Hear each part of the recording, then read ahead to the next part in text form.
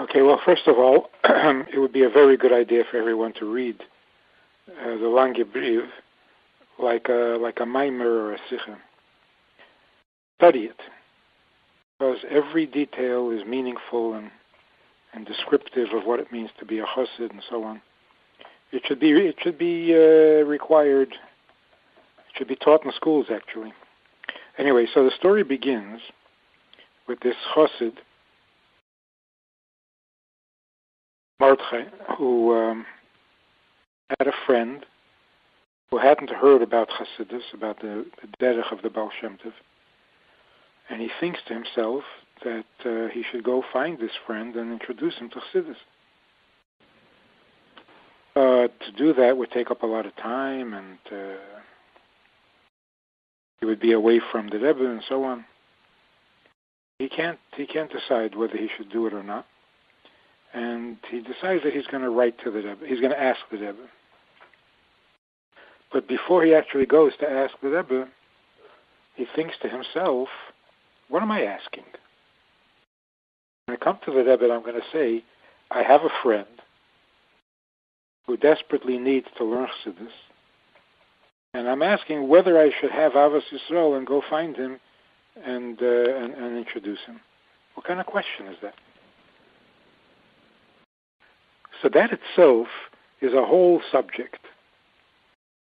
What do we ask and what don't we ask? What does it mean to be a chassid? Be a chassid means you don't do anything without asking the Rebbe. Anything? So here's a Mordechai going through his self-examination. Should I ask, or is it wrong to ask? But what is there to ask?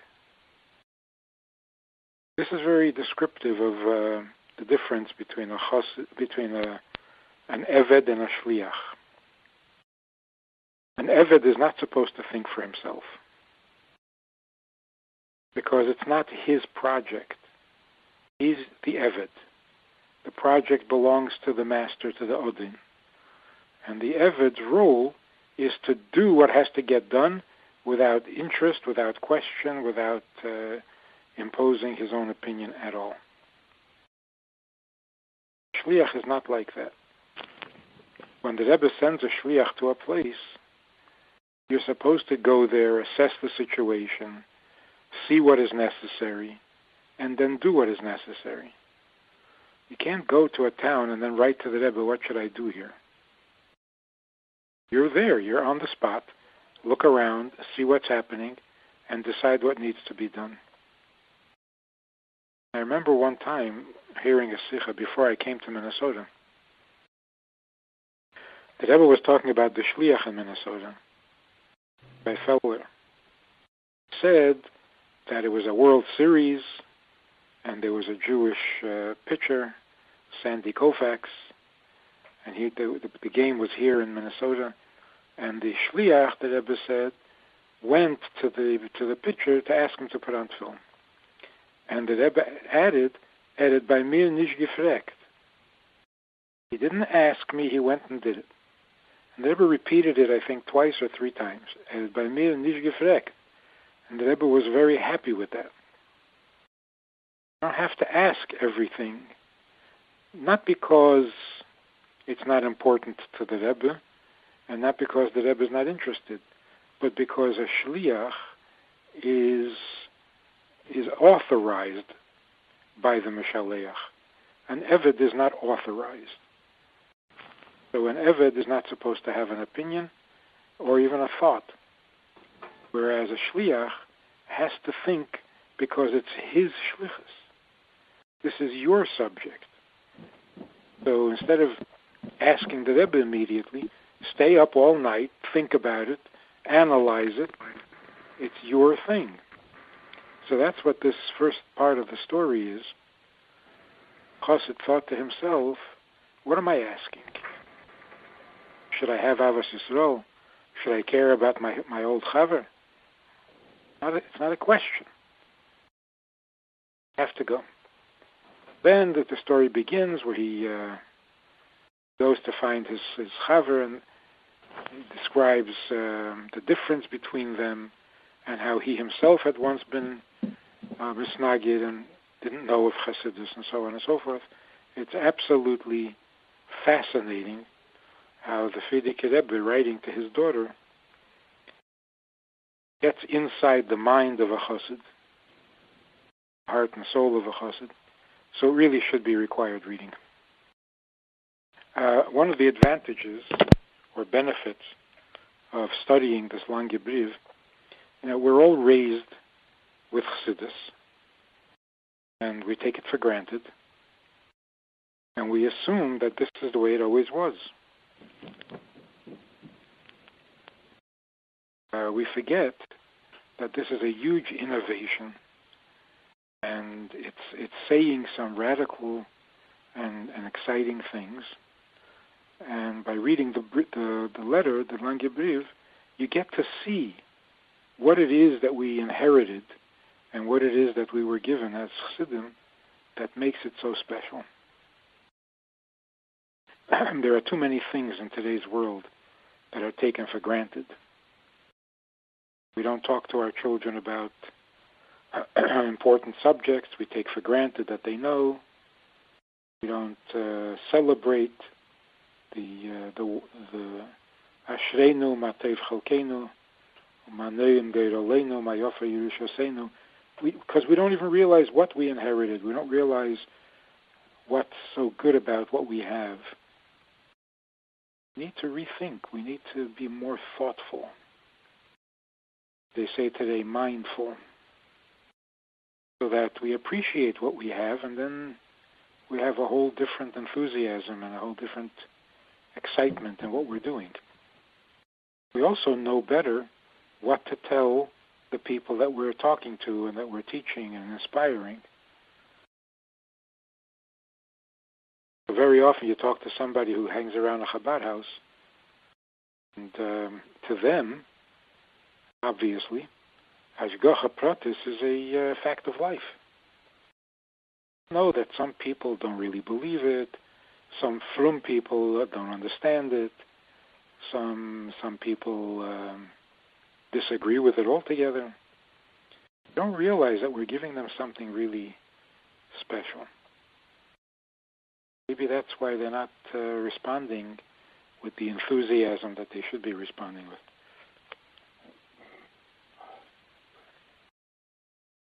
So if you think about it, it's an amazing thing. The Frierdiker Rebbe at that time was in Eretz Yisrael, writing letters to his daughter. What does he write? Basically a story. Story that uses a lot of imagination. What was Reb Mordechai thinking, and what was he feeling? What was he remembering? So the Frierdiker Rebbe is painting a picture, a word picture, of the inner workings of a chassid. We really should know this stuff. We really should celebrate it. So if we appreciate it better, the uniqueness of it and the originality of it and the chiddush in it, it would inspire us. It would give us a whole new lease on life. And when he found out that the Maggid did not like the Kalisker style of Chassidus, which was kind of wild, he had to stop doing it, but he didn't find any better or different way of Avodah. So for 6 years he was very deeply disturbed that he didn't have a derech, because he couldn't use the old style. The Maggid didn't like it, and Rebbe Avram Kalisker told him to stop. But he hadn't found a new way, because the pages and the teachings of the Haradoker, of a Mendel Haradoker, he didn't understand. He didn't get it. They also had a problem that they had no children. And for years and years they kept asking for brachas and were given brachas, but there was no good news. Finally, he started to listen to the Alter Rebbe, hearing from the Alter Rebbe. And when the Alter Rebbe would explain what Reb Mendel Horodoker said, it made sense to him. It is Reb Simcha Zislan. And he started to think that maybe he should be the Alter Rebbe's Chassid. He went to Reb Mendel and told him that, the whole story, and that he wants to become a Chassid of the Alter Rebbe. But he wants Reb Mendel's approval and his bracha. The Rebbe describes, the Frierdiker Rebbe describes all the thoughts that went through his mind. And he finally went to Reb Mendel, and Reb Mendel told him that he should do it, go ahead, and that he should become a Mekusher Be'emes, and that it will be effective, it will be Matzliach. When he heard this, after he left the Yechidus, he was completely broken. He was devastated. The Rebbe told him to become a Chassid of the Alter Rebbe and become a Mekusher Be'emes. He understood that to mean that until now, his connection to the Kaliske and to Reb Mendel were not emes.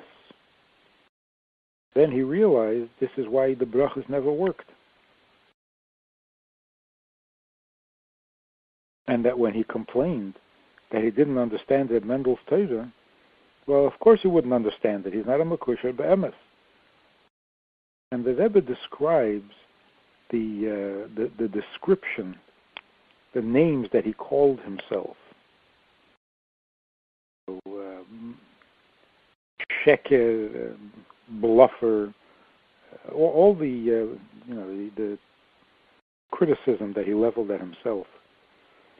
And then he started to do tshuva, gave a lot of tzedakah, and so on and so forth. Anyway, the point of it is like this. Today we have this mishigas that everybody has to have a high self-image. The psychological babble, high self-image, good self-image. Everybody's wonderful, everybody's a winner, and other such narishkeit. We're so afraid to look at our faults. We're so afraid to admit our faults as if it would be fatal. The Rebbe is describing the healthiest part of being a chassid is that we're not afraid to look at our faults. We see them clearly. We see them intelligently. It's not that we're down on ourselves, that we're destroying ourselves or harming ourselves. It's just emes. So what we can take from that, the healthiest self-image is a non-self-image, which means never mind myself. Let's talk true. If I'm the smartest one in the room, then I'm the smartest one in the room. It has nothing to do with self-image. It's just emes. And if I'm a liar, if I'm a bluffer, if I'm shallow, then that's what I am. I'm not going to exaggerate it, and I'm not beating up on myself. I'm just being emes. So wherever the emes leads, that's the emes. And that's what I deal with. So when the chassid is calling himself all sorts of names, he's not mistreating himself. He's just being honest. And that is the Torah that Reb Chaim heard from the Baal Shem Tov that made him go look for that Mordechai heard from the Baal Shem Tov that made him go look for his friend.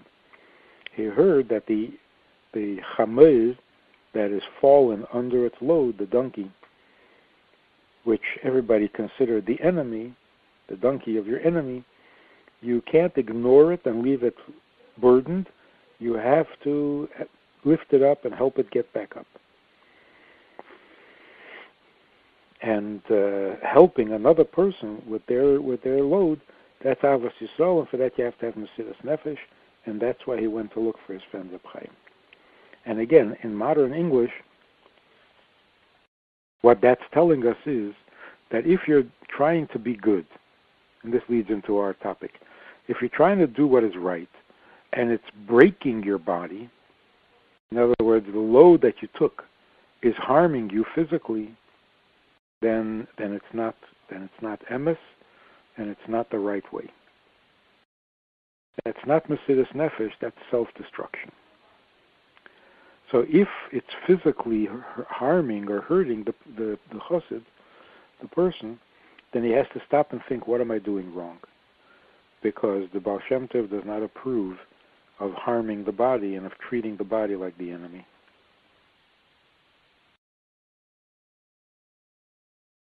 That was one of the first innovations and revolutions in Chassidish Hanhage, Chassidish Hashkafa,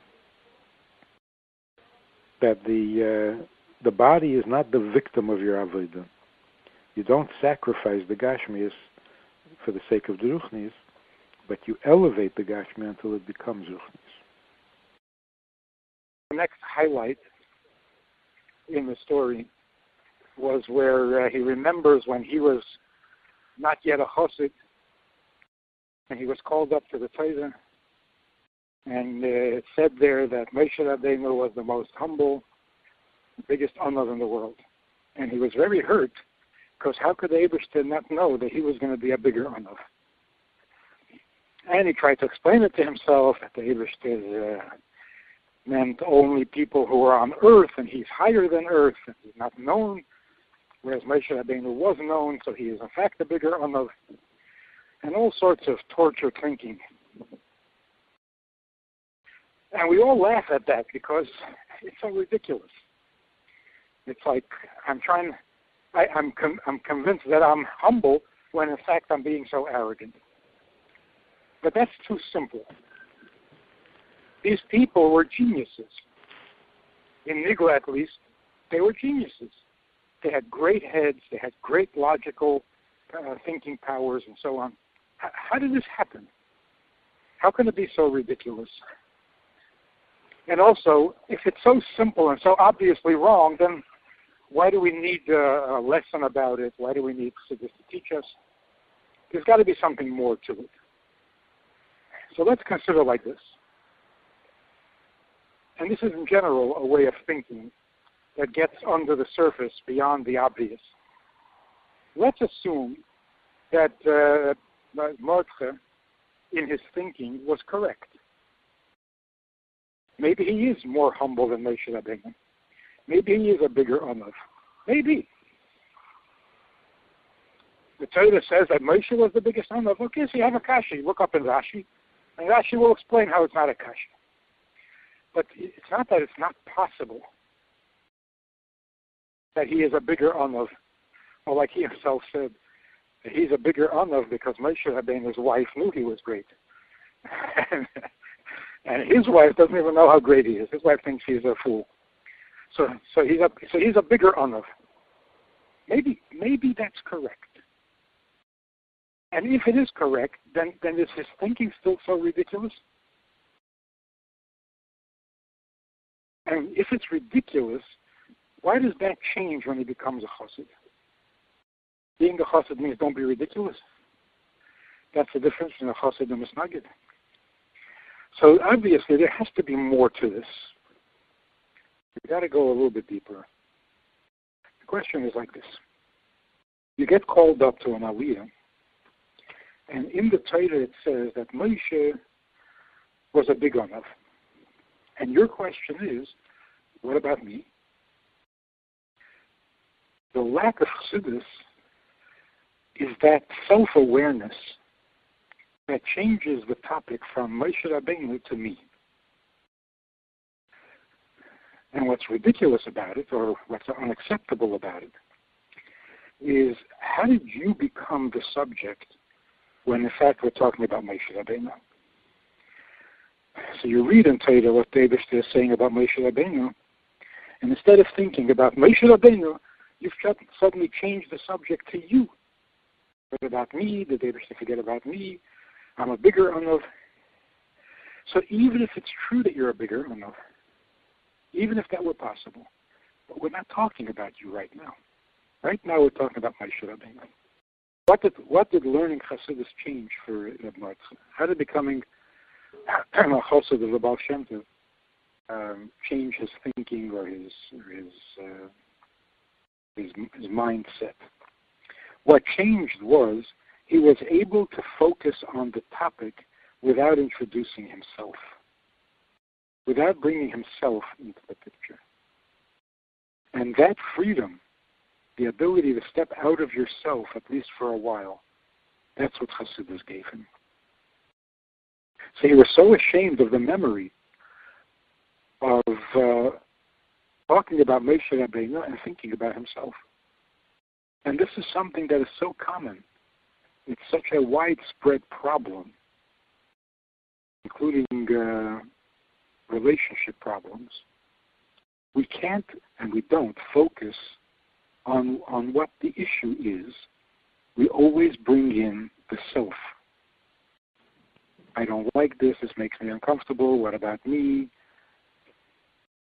That always interferes with an objective assessment or an objective appreciation of other things, of reality, of truth, of what is. In fact, when Adam and Chava ate from the Eitz Hadas, the controversy, the two sides, the good and the bad, were the two sides of self-awareness. Das means self-aware. And self-aware is a very good thing and it's a very bad thing. It's Tov and Ra. So we have a problem, particularly among Chabad Chassidim. We are taught to take everything very personally. You're standing by a Fabrenyan, the Rebbe is not just talking, he's talking to you. You learn a Maimah, you have to apply it to yourself. It means you. What are you doing? What are you, where do you stand on this? Where's your Avodah and so on? To learn Chassidus just as a philosophy is totally unacceptable. You always have to apply it to you. There always has to be a bechin. That's what we're told. But if you misunderstand that even a little bit, it becomes poison. It becomes self-aware, self-focused, self-obsessed. What about me? What about me? And so you tell a bacher something about skashus, about shlichus, and his immediate reaction is, "No, I'm not that chassidish. I'm not that inspired. That's not me." Well, before we talk about whether it's you or not, can we finish describing the topic itself? Let's talk about shlichus. No, it's not for me. I didn't say it was for you. First, let's talk about what it is. Then we'll think about whether it's for you. And the same is true with a marriage, with relationships, with friendships. We don't hear the other person to the end, but we introduce ourselves immediately. So if a spouse says, "I really don't think this is a good idea," before you hear what his idea is, you're already, "But I do think it's a good idea." Well, what about my opinion? Finish one thing at a time. Let things be what they are. Let the emes stand on its own. Always immediately bringing in the subjective me. So how is it supposed to work? Am I supposed to apply everything to myself, or am I supposed to be objective? Chava was able to eat from the Eitz Hadas and not be negatively affected by it, which means she was able to apply things to herself without herself becoming a problem, without the self becoming an ego, selfish, self-centered thing. That, for example, you learn that certain avezus are punishable by serious punishment. Does it ever occur to you that that's referring to you? If you do this aveda, this is what you would deserve? It should. It should be relevant to you. But that doesn't mean a subjective you. That's an objective reality, including yourself. So a chassid is able to see the emes.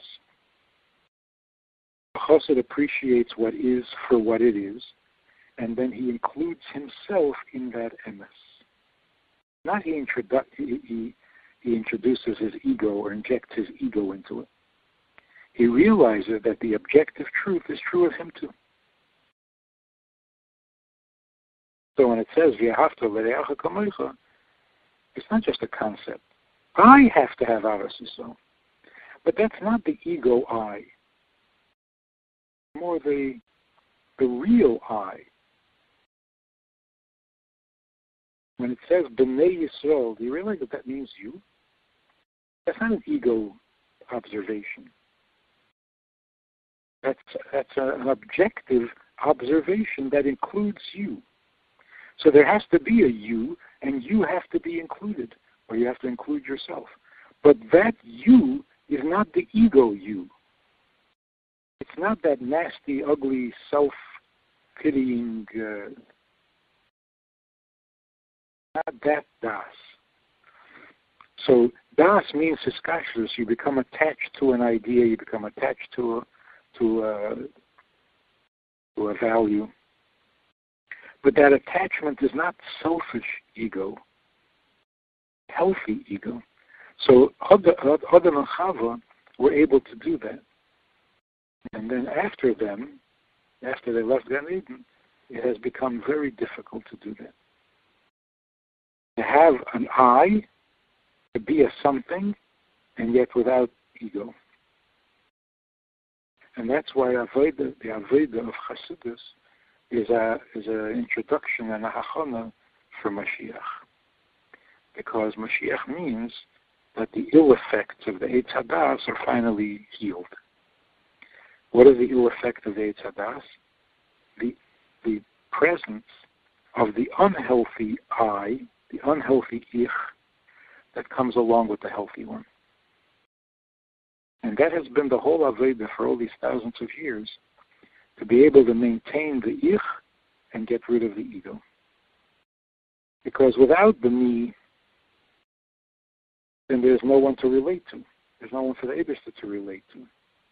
The Eibishter can't say, Daber el B'nai Yisrael, when B'nai Yisrael have no identity, they have no sense of self. So there has to be a sense of self. When you say, V'ahavtas Hashem Elokecha, you have to love the Eibishter. If there is no you, then that Ahava is meaningless. You have to give tzedakah from your money. When Bachrim used to go into Yechidus for their birthdays, they would, of course, go in for their bar mitzvah. And the Rebbe would tell them that before the Yom HaLedes, you have to give tzedakah by Ma'ariv and Shachas and Mincha. And then the Rebbe would ask the bar mitzvah bacher, do you have your own money? Because to give tzedakah means you give your money, not your mother's money. And of course, usually the bacher would say no. And the Rebbe would give him some money. Just one time the Rebbe asked the bacher, "Hast du eigene Geld?" And the bacher said, "Yeah." And the Rebbe looked up and said, "Wie kommt das?" What do you mean? How do you have your own money? It wasn't right. So in order to give tzedakah, it has to be your money.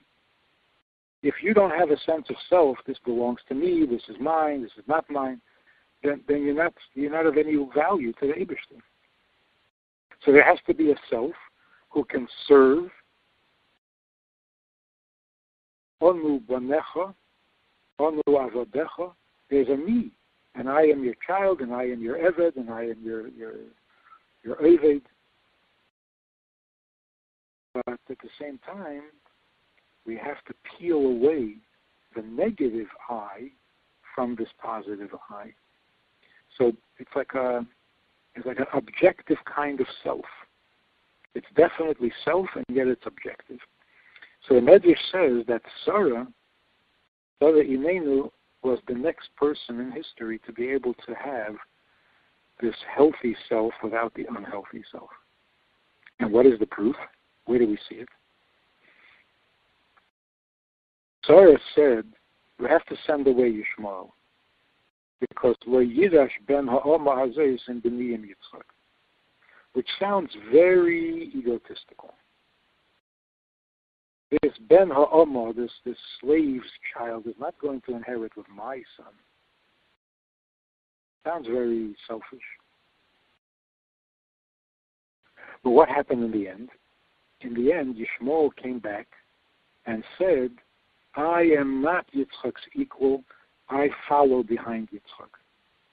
In other words, he came back and he admitted that Sarah was right. Now, the only reason that happened, and the only way that it could happen, is when Sarah sent him away, it was without hard feelings, nothing personal. My son does not belong with your son. I know myself and I know my son. He doesn't belong with your son. There was no ego in that. There was no selfish interest in that. It was purely emes.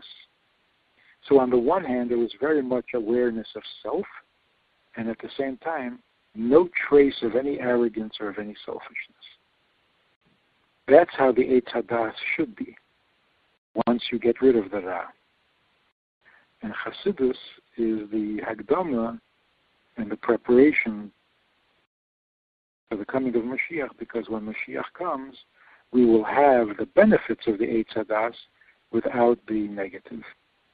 He was so ashamed of himself that he hadn't even noticed, before he learned Chassidus, he hadn't even noticed the selfishness and the grubkeit of introducing himself where he didn't belong. And this should be our goal as Chassidim, that we don't interject ourselves where it doesn't belong. So, for example, the Rebbe gives you a hidah, the Rebbe tells you to do something, and you think, I don't know if I can, I don't know if I like that, I don't. Where did you come into the picture here? Stay objective. Finish the subject as it is. Then you consider yourself. But don't interject yourself into every topic, into every subject, into every suggestion. It's a nasty, non-Hasidic habit. And the same is true with children, with marriage. You know, your child is disobedient. You're taking it personally. You feel insulted. You feel rejected. I love the example of the mother gets ready to go out for the evening, and she's dressed in all her best and finest. And then as she's leaving, the child falls down a flight of stairs and is bleeding from his lip. And the mother says, I don't need this. That is so inappropriate.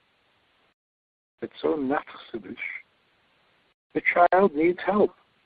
How did you become the topic? You do need it, you don't need it. So this is what Mordechai was thinking. Not only did I inject myself where it didn't belong, I didn't even realize how inappropriate that was. I wasn't even ashamed of myself. So what is a chassid? Before you become a big chassid like a Mordechai, when you find yourself injecting yourself where it doesn't belong, you're at least a little ashamed. At least that much decency or edelkeit. So you work very hard a whole Elul and a whole Tishrei, and you accomplish whatever it is you accomplish. Are you going to turn it into a selfish ego satisfaction? That would not be right. On the other hand, are you not going to have nachas? You don't feel some kind of satisfaction for yourself that good things happened, a lot of good was achieved. So to take nachas from your shlichus is highly appropriate. To take credit for it is not so appropriate. And that's the difference between the good part of the Eitz Hadas and the downside of the Eitz Hadas. That Mordechai has arrived at his friend's house, at his friend's town, Hastus, And this was after the Baal Shem Tov told him that he should not hurry in his travels, and that wherever he goes, he should see what he can do there to make an impression and to accomplish something good. Because b'hashgacha pratis, every place he comes, there's something there, and there's a reason for his neshama to be there. So now he comes to Reb Chaim, his chaver, and he finds him living a very strange kind of a life. He's a parush. He doesn't look at anybody. He sits and learns. Are we on? Hey, you're good. Yeah, okay. You're good. And he's not really sure that this is his chaver because he has changed so much. He doesn't really recognize him, and he's not sure that this is the person he's looking for. So he sits down to have a conversation with him, and Chaim doesn't look up at him, doesn't make any eye contact. So he sees what Gemara he's learning, and they start discussing that Gemara. Now Chaim gets a little animated because they're learning Torah. He notices the Gemara is the Gemara that back in the yeshiva when they were together, Chassidim in yeshiva, they had learned that Gemara. So he says, Mordechai says, when I was in yeshiva in Smargon, I had two Chassidim. One was whatever his name was, Beryl, and the other one was a Chaim. And we learned the Gemara together. So Chaim says, yes, I was in that yeshiva, and I remember Beryl very well. So Mordechai says, so you are Chaim? He says, yes, that's me. Mordechai says, you behemoth, what's wrong with you? Look what happened to you. Look at me. Cut off those long eyebrows that he had that covered his eyes and start acting like a normal human being. What is with you? And Chaim is completely confused by that kind of conversation. He's not used to it. And amazingly, he says, I have separated from my wife now for 11 years, with her permission, of course. She signed an agreement that we don't have to be intimate, and it's been 11 years. And it's been 12 years that I haven't looked at anybody or talked to anybody, and I've been sitting here in the Beis Medrash and so on. And Mordechai can't seem to get through to him that his behavior is totally bizarre. So they go back to learning. Now, if you think about that, what was Reb Chaim's reaction when he discovered that this man that he was talking to is his old chaver from the good old days in yeshiva? Chaim's reaction was to tell Mordechai his own, what he has accomplished. It doesn't occur to him to ask Mordechai how he's doing, where he's been, how his life has been. He meets an old chaver and he says, I'm great and I'm doing this and I'm doing that. We spoke about this last time, that when Mordechai remembers that when he was called up to the Torah, before he became a chassid, and the Torah said that Moshe Rabbeinu was the biggest onav in the world, that he was very upset. He didn't understand how the Eibishter had not foreseen that there would be a Mordechai who would be a bigger onav. And what was wrong with that reaction? Not that he was mistaken and that he's not an onav, because that, anybody can fool themselves about who they are and how good they are, how bad they are. We're very, very rarely do we assess ourselves honestly, correctly. So that's not so shocking. The shocking thing was that when you're talking about Moshe Rabbeinu, when you're trying to understand what the Torah says and what the Eibishter is saying about Moshe Rabbeinu, it's a big topic, it's a rich topic, and your mind immediately goes to yourself. That's the bad habit that comes from a lack of Chassidus. Chassidim have a certain freedom where they are detached from themselves enough to be able to deal with an objective reality. Not everything is about me.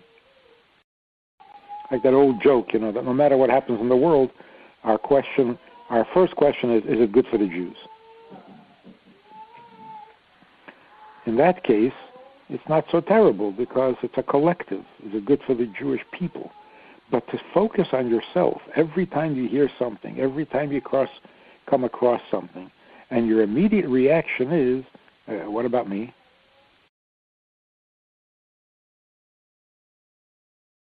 I actually heard from a young woman. We were talking, and I said, oh, did you meet this other person who was here? This young woman said, yes, I met her.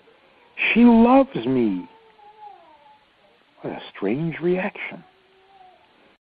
You met her, and what you're excited about is that she loves you? What about her? So this reaction, always the I, always the me, that's what's lacking when you don't have Chassidus. So here, Reb Chaim does the same thing. He meets an old Chaver. He doesn't ask him how you're doing, why are you here, what's been your life since we last met. No, the first thing was, I have been separated from my wife. I am very holy. It's not the stupidity of what he was saying. Like, what are you proud of? But besides that, why are you the topic? That's the real ugliness of it.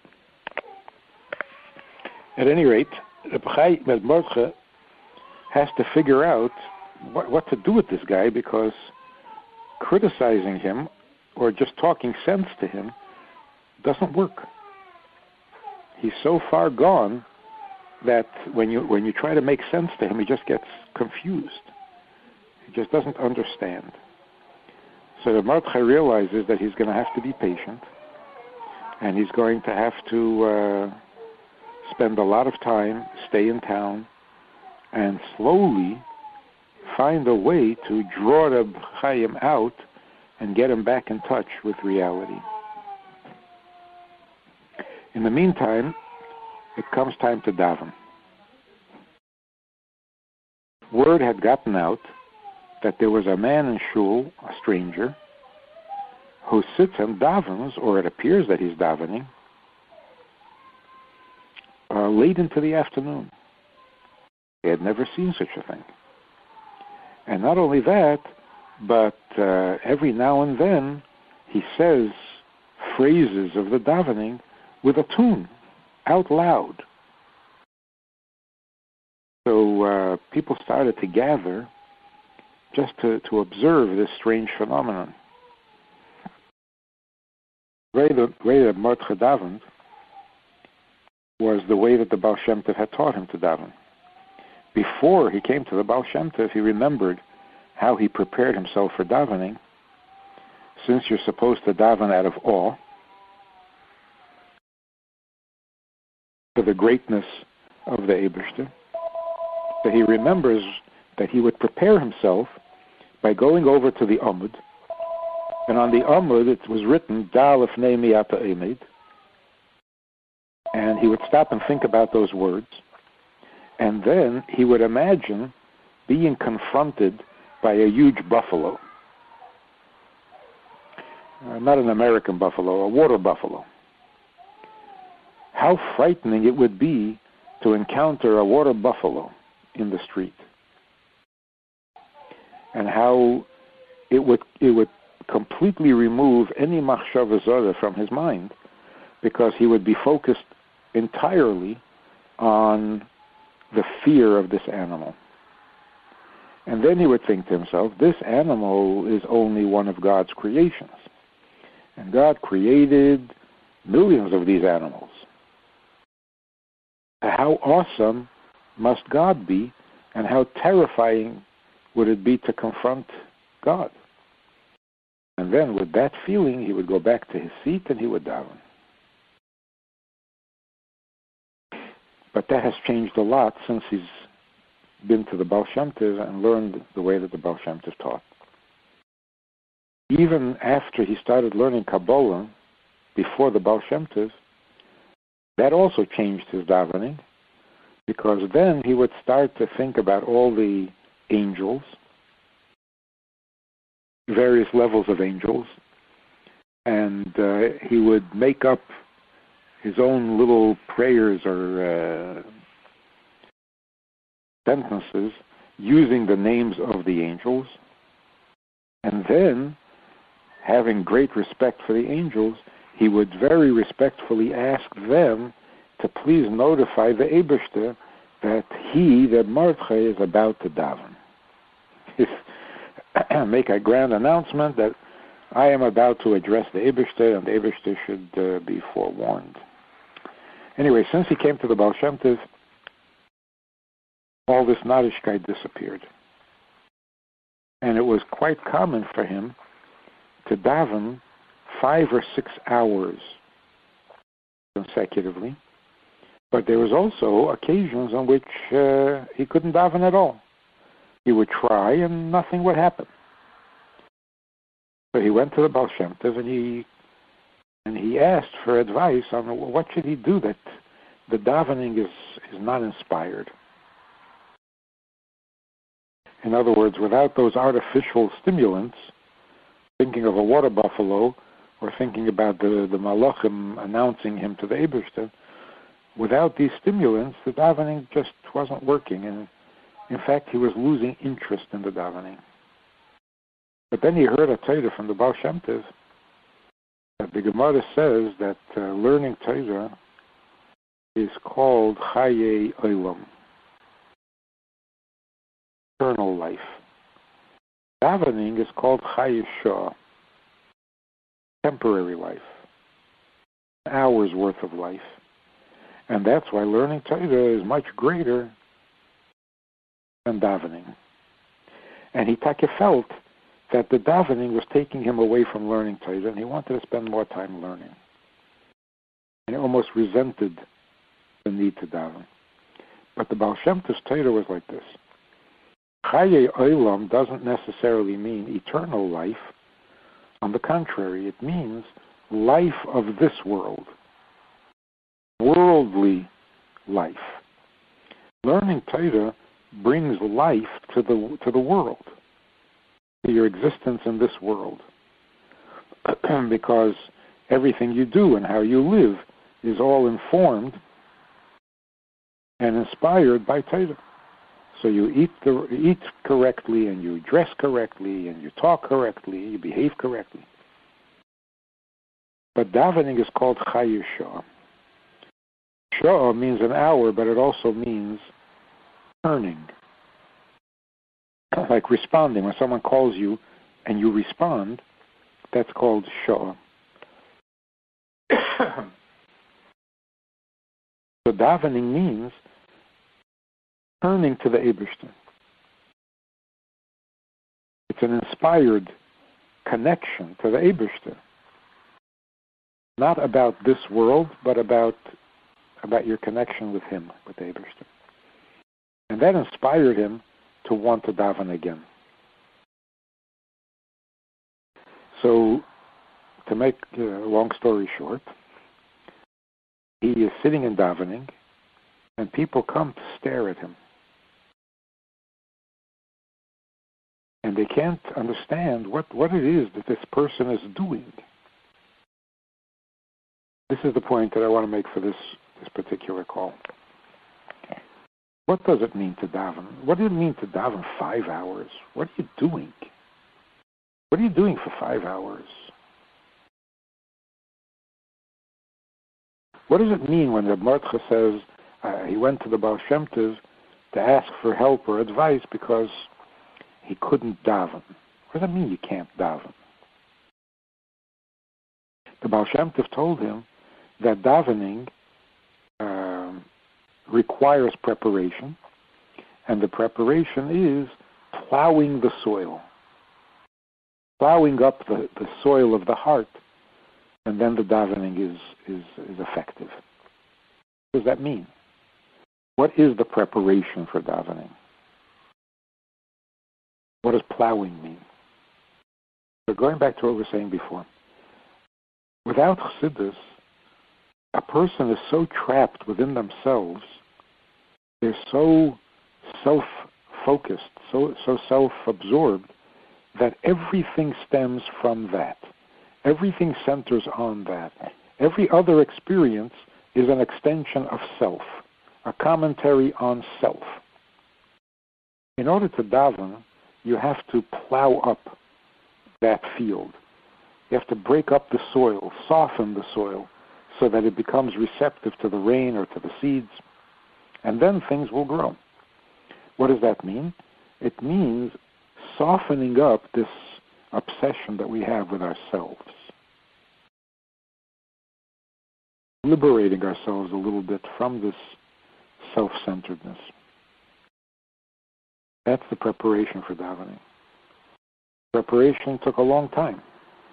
So the 5 or 6 hours was not all spent davening, but some of it was preparation for davening. Plowing up the heart, making the heart responsive and alive. But what exactly is the davening itself? So to use a very simple and physical example, imagine a husband and wife who sit and enjoy each other's company for 5 hours without interruption. Just the two of them. Just taking pleasure in each other. That's called davening. Davening means feeling your connection to the Eibishter, enjoying your connection to the Eibishter, or being upset about your connection to the Eibishter. So sometimes davening makes you cry because it's not the way you want it to be. Like a husband and wife saying, why are we not closer? What can we do to get closer? Sometimes the davening is very happy because it feels good to be connected, to be joined, to feel that pleasure. And so all of a sudden he starts to sing. Sometimes he sits there and this connection feels unavailable. He doesn't feel the connection. He doesn't feel the pain of the lack of connection, and he doesn't feel the pleasure of the closeness. So he's blah. So he just says the words the way you're supposed to, and the davening takes a half hour and he goes home. So that's why the davening is never the same 2 days in a row, because you're experiencing something. So imagine to be able to sit, a husband and wife, and just enjoy and take pleasure in each other for 5 hours without having to interrupt and go do some activity or something. It's a very intense experience. So these people came and they were staring, and later on he describes the davening on Shabbos, that the people came after they finished eating, they came back to shul, and the Mordcha was still davening. And the people started to cry because they felt so bad for this stranger, because it seemed that he was falling apart. He was tortured in his davening because he was longing for something. He was reaching or trying, and it wasn't happening. And they felt his suffering, but they didn't understand. He wasn't suffering. He was longing, and he was, and it was visible. It was evident. You could hear it in his voice that he was desperately reaching for something, but not out of pain or out of suffering, but out of ecstasy. So Reb Mordechai becomes the Maggid of this town, and it's Erev Yom Kippur, the night before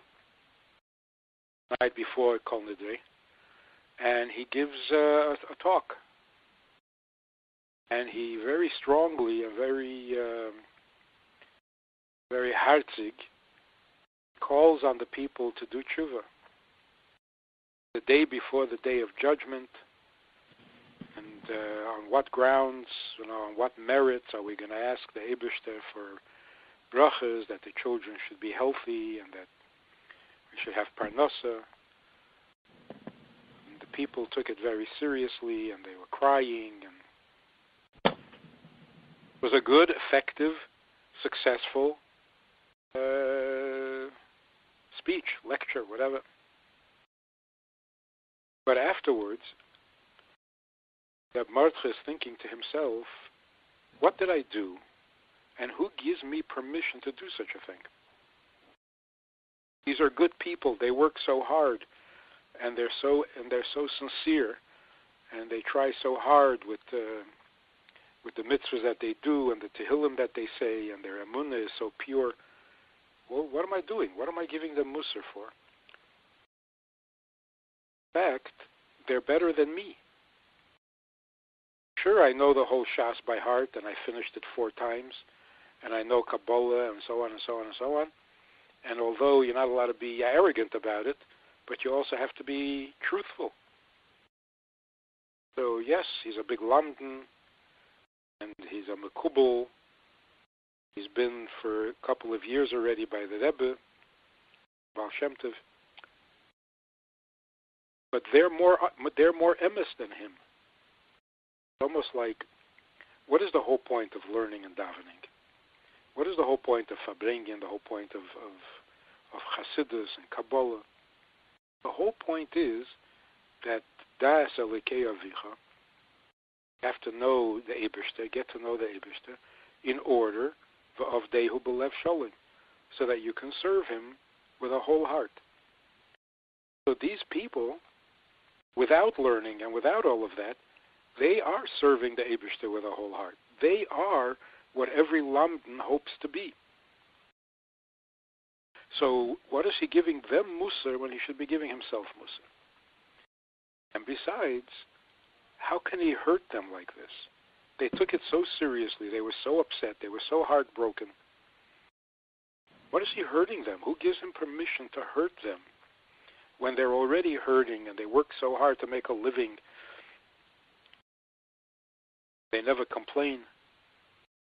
Anyway, he starts to realize, or says to himself, I'm the worst of the worst. You do such a thing.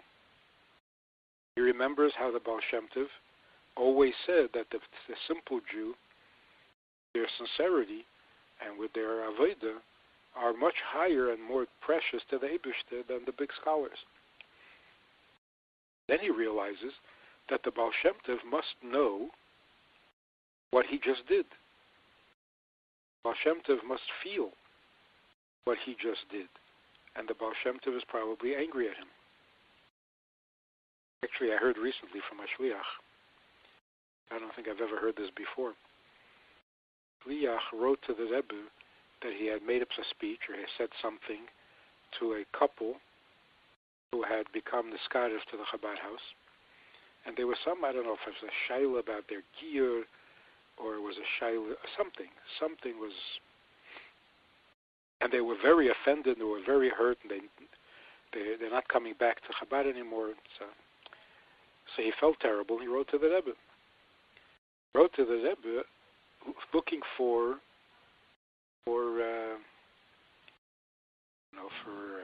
approval. Although it's painful, he did the right thing. But instead, he got from the Rebbe very, very critical. Who gave you permission to turn off somebody who had become the Skarev? How could you do this? How could you say this? I haven't heard the Rebbe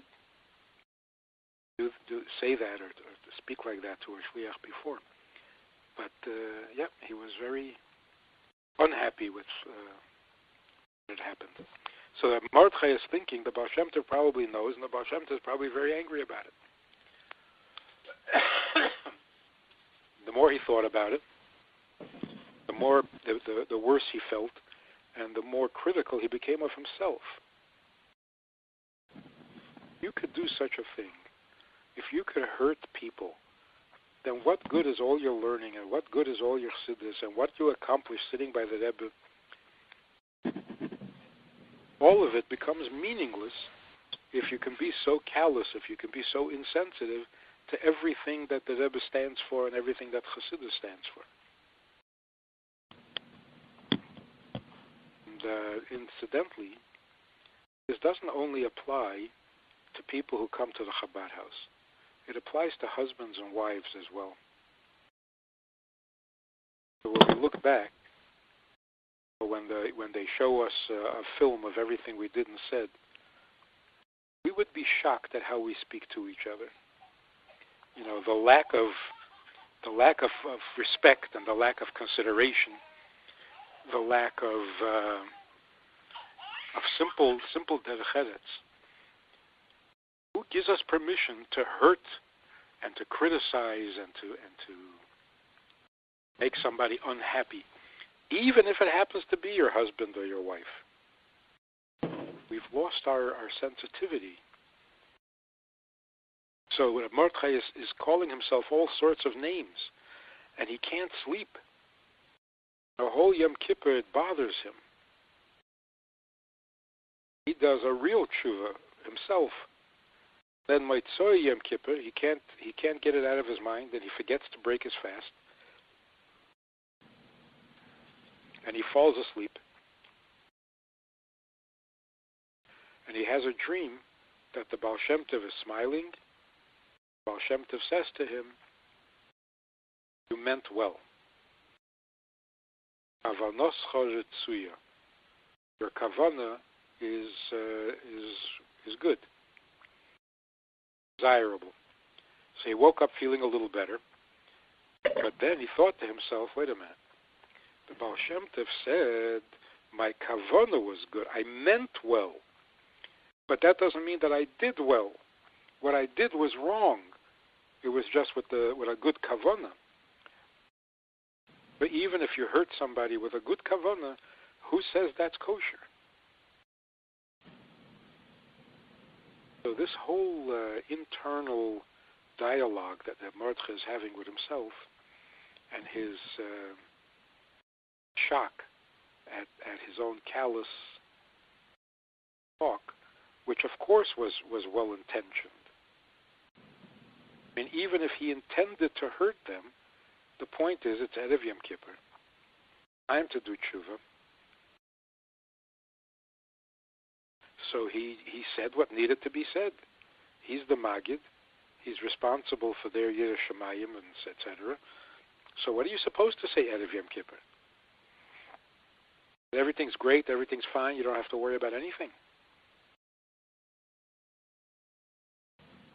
So when you read that very dramatic and heartsiger piece, what should he have said? Or is there really no choice? As bad as he feels about what he said, that's what you're supposed to say. It's Erev Yom Kippur, it's Yom Hadin. If you want to have a good year, if you want your children to be successful, if you want your children to be healthy, you have to do tshuva for your Lashon Hara and for your Rechilus, and for every Aveda you can come up with, you can think of. I once spoke at a non-Lubavitch school about Yom Kippur. said that the Eibishter wants to forgive us more than we need to be forgiven. After all this long golus, we really can't be blamed. I mentioned the story before, but this woman came over and was in tears. She said, I never expected to hear anything like this. Out of curiosity, I said, what did you expect to hear? Because I expected to hear that if I don't get my act together, I'm not going to have a good year. I said, if that's what you expected to hear, why did you come? You want to be abused? You want to be threatened? And with total sincerity, she said, no, but I thought that was Yiddishkeit. In other words, nobody likes it, nobody wants to hear it, but maybe that's Yiddishkeit. Maybe that's the only way that Yom Kippur happens. Maybe that's the only way to understand Yom Kippur, and so on. So, think about it. What should he have said? What do you say Erev Yom Kippur?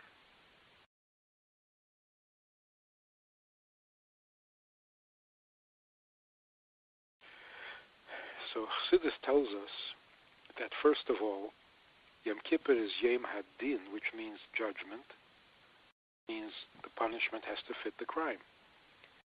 Since all of our crimes come from ignorance, from golus, and from poverty, etc., al pi din, we are not punishable. We do not deserve to be punished at all. So what should we talk about Erev Yom Kippur? Talk about how amazing Jews are.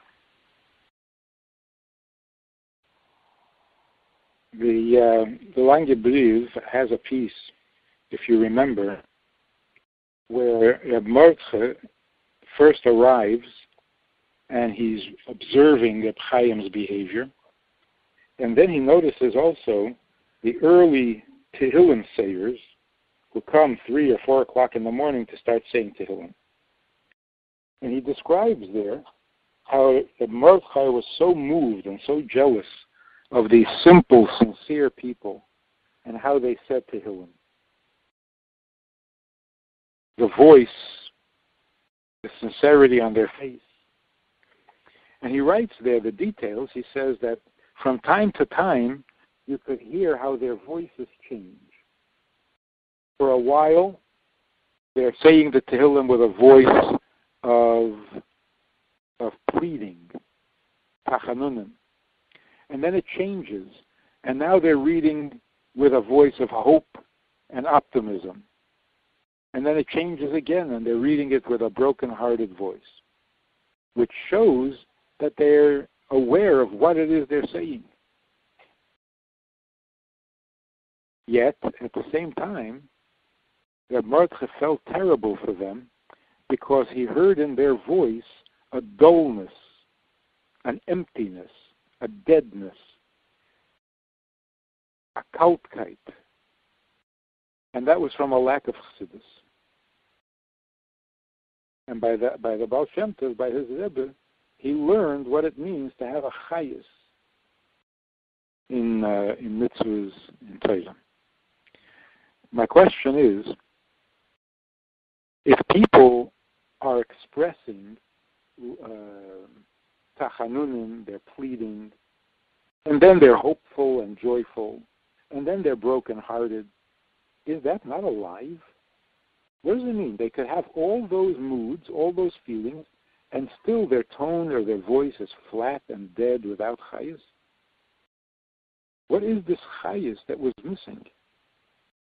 I think if I saw people saying Tehillim with a broken-hearted feeling, with a joyful feeling, and with a hopeful feeling, I would think that they're very alive. That's a lot of life. That's a lot of chayis. So what was this chayis that was so lacking that Mordechai felt terrible for these people who he admired and envied their sincerity and their innocence?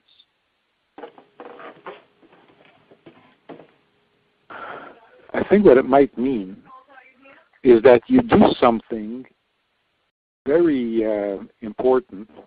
Obviously, you're going to sound like it's important. If you're doing something that is optimistic and hopeful, you're going to sound hopeful.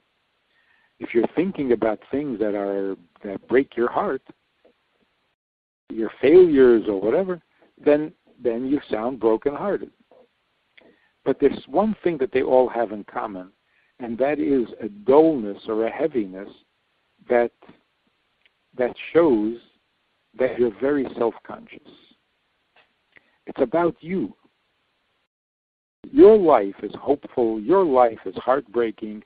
Your life is needy, and you're pleading. The dullness means there isn't a chayus and an energy that is not you. That has nothing to do with you. A chayus that comes from outside of you. So Torah is called Torah's Chayim. When you learn Torah, you should come alive and you should learn it with a chayus. But not the chayus of you, the chayus of the Torah. If you let the Torah live in you, if you let the mitzvah live in you, you let the Eibishter live through you, that chayus was missing.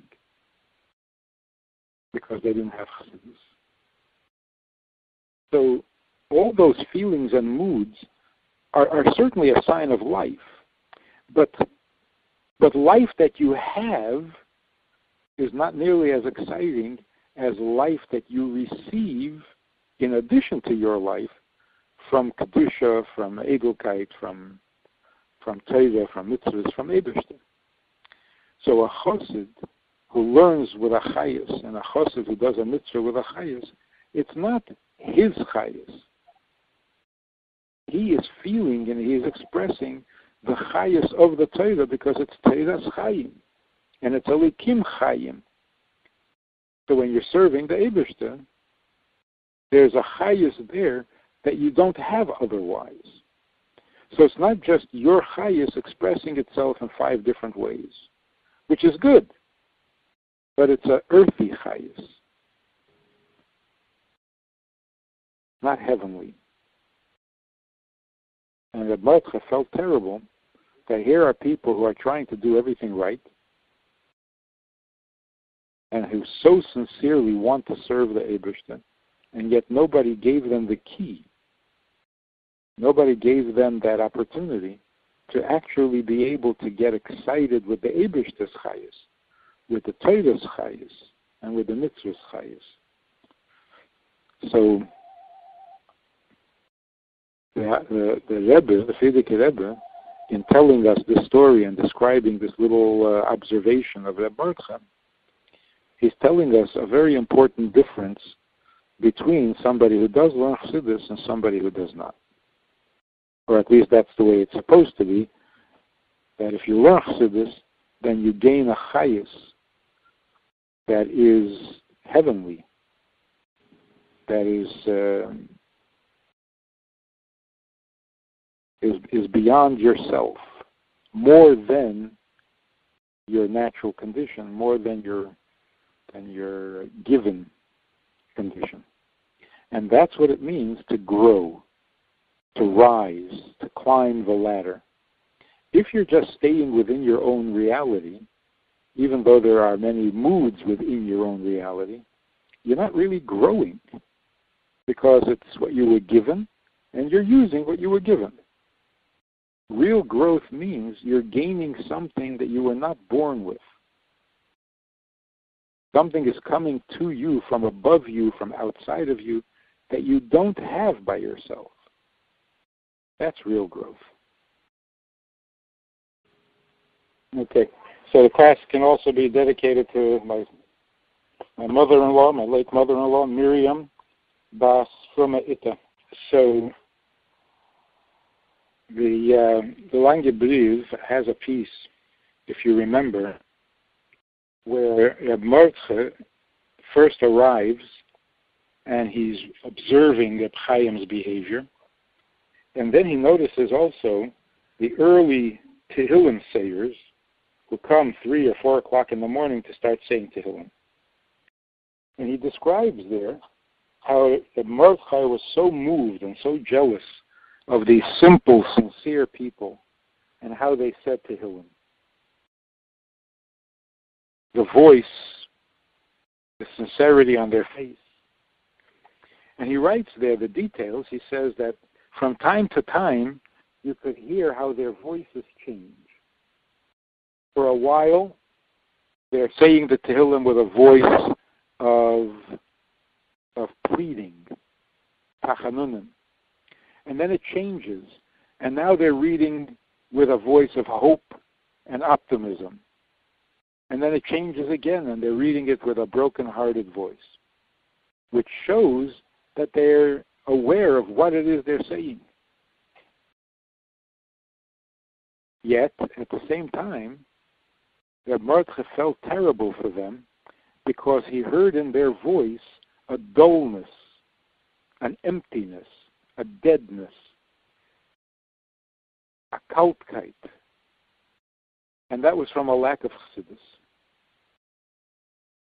And by the Baal Shem Tov, by his Rebbe, he learned what it means to have a chayis in mitzvahs, in Torah.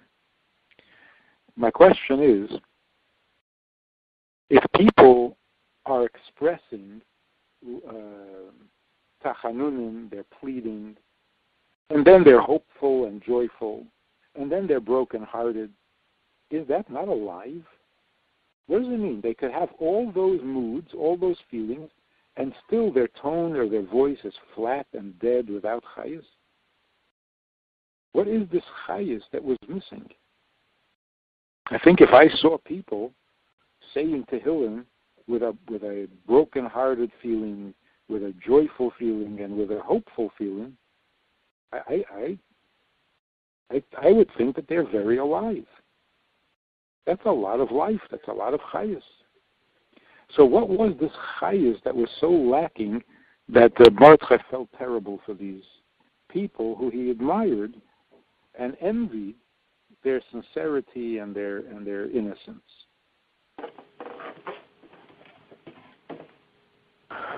I think what it might mean is that you do something very important. Obviously, you're going to sound like it's important. If you're doing something that is optimistic and hopeful, you're going to sound hopeful. If you're thinking about things that break your heart, your failures or whatever, then you sound broken-hearted. But there's one thing that they all have in common, and that is a dullness or a heaviness that shows that you're very self-conscious. It's about you. Your life is hopeful. Your life is heartbreaking. Your life is needy, and you're pleading. The dullness means there isn't a chayis and an energy that is not you. That has nothing to do with you. A chayis that comes from outside of you. So, Torah is called Torah's Chayim. When you learn Torah, you should come alive and you should learn it with a chayis. But not the chayis of you, the chayis of the Torah. If you let the Torah live in you, if you let the mitzvah live in you, you let the Eibishter live through you, that chayis was missing. Because they didn't have chassidus. So all those feelings and moods are certainly a sign of life. But life that you have is not nearly as exciting as life that you receive in addition to your life from Kedusha, from Edelkeit, from Torah, from mitzvahs, from Eibishter. So a chassid who learns with a chayis and a chassid who does a mitzvah with a chayis, it's not his chayis. He is feeling and he is expressing the chayis of the Torah because it's Torah's chayim. And it's Elikim chayim. So when you're serving the Eibishter, there's a chayis there that you don't have otherwise. So it's not just your chayus expressing itself in 5 different ways, which is good, but it's an earthy chayus, not heavenly. And Reb Mordechai felt terrible that here are people who are trying to do everything right and who so sincerely want to serve the Eibishter, and yet nobody gave them the key. Nobody gave them that opportunity to actually be able to get excited with the Eibishter's chayus, with the Torah's chayus, and with the mitzvah's chayus. So the Rebbe, the Frierdiker Rebbe, in telling us this story and describing this little observation of Reb Mordechai, he's telling us a very important difference between somebody who does learn Chassidus and somebody who does not. Or at least that's the way it's supposed to be, that if you learn Chassidus, then you gain a chayus that is heavenly, that is beyond yourself, more than your natural condition, more than your given condition. And that's what it means to grow, to rise, to climb the ladder. If you're just staying within your own reality, even though there are many moods within your own reality, you're not really growing, because it's what you were given and you're using what you were given. Real growth means you're gaining something that you were not born with. Something is coming to you from above you, from outside of you, that you don't have by yourself. That's real growth. Make sense? I'll answer for the group and say yes. Okay. Do you want to go weiter with Gebriv or move into a segment on the Tanya and Yutas Kisef Verbringen? Let's talk a little bit about the Tanya.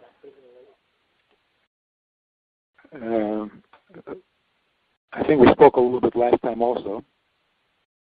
So just bekitzer. When the Alter Rebbe asks the question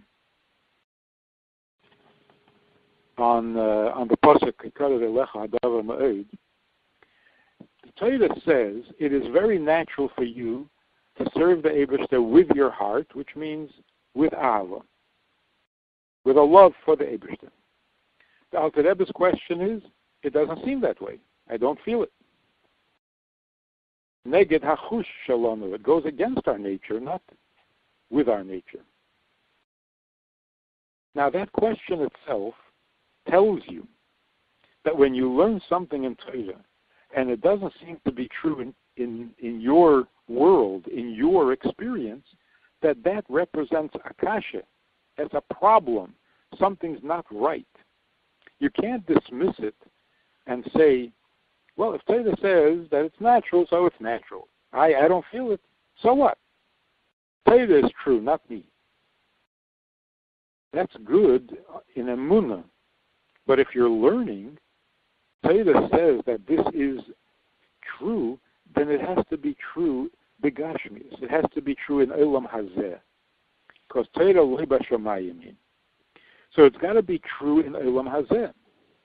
In fact, those psukim themselves, the pasuk earlier says, lo b'shamayim hi, and lo me'eva layom hi. It is very natural for you. And then to say, well, maybe in heaven.